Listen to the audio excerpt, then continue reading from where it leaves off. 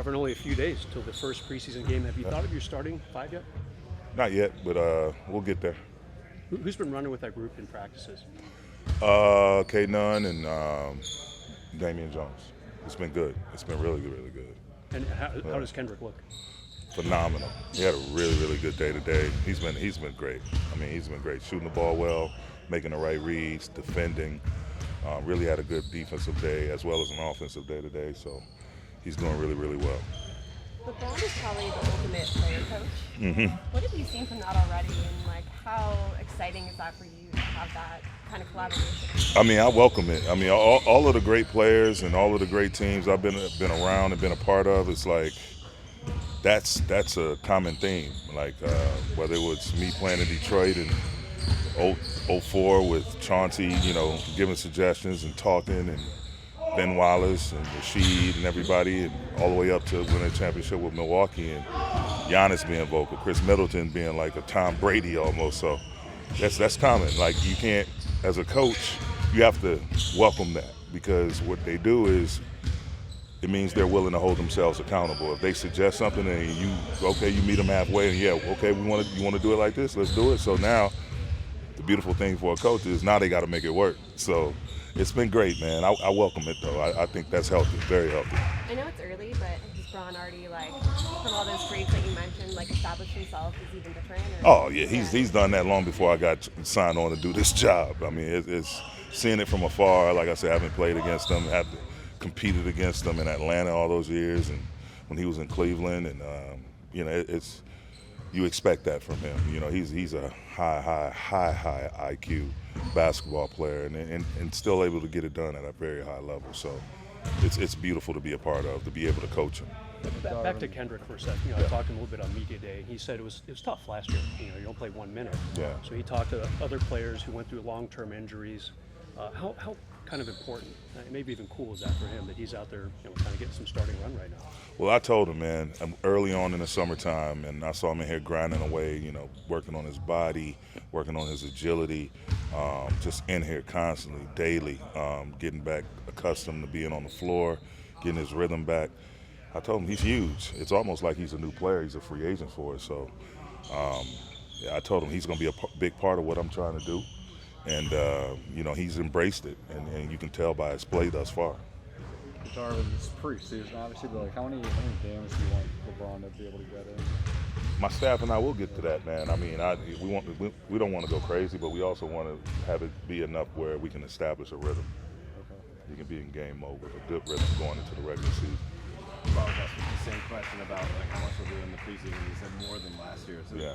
Have you guys had conversations about that being a course correction of how you approach this? Nah, we haven't. I mean, the biggest thing, like I say, man, I focus on what's in front of us for the day. Obviously, we have those types of things on our board and on our laundry list of things to get done.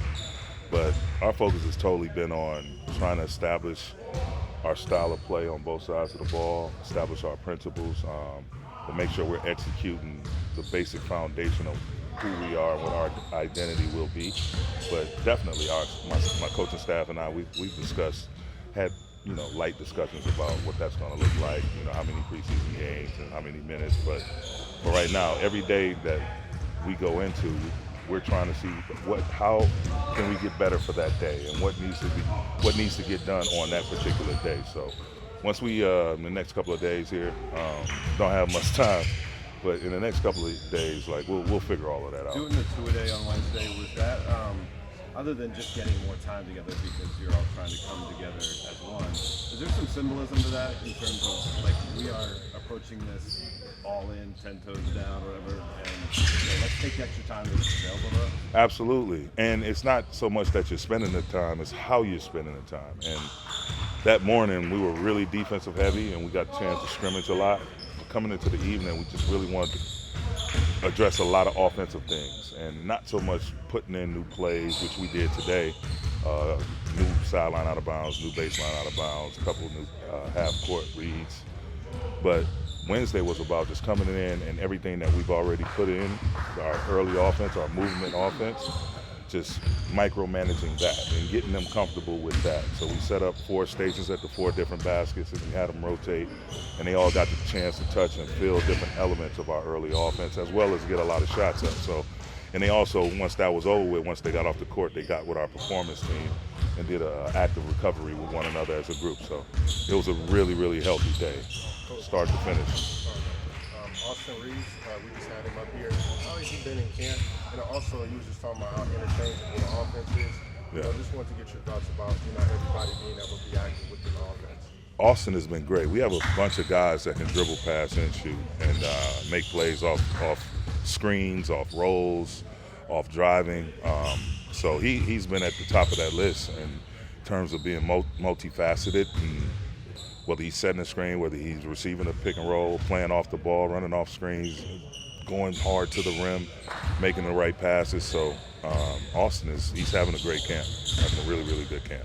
Darvin, you mentioned Damian and Kendrick as Yeah. two guys getting a lot of run for 3 stars. Yeah. What is it about their games that have complemented those 3 so well? Like, what I mean, you liked about the fit? With Kendrick, you got a really big time catch and shoot player, also a player that can play pick and roll, also a player that he can score at all 3 levels. He can score at the rim, he can score in the mid range, he can score threes, as I mentioned before, and he's like a little water bug defensively.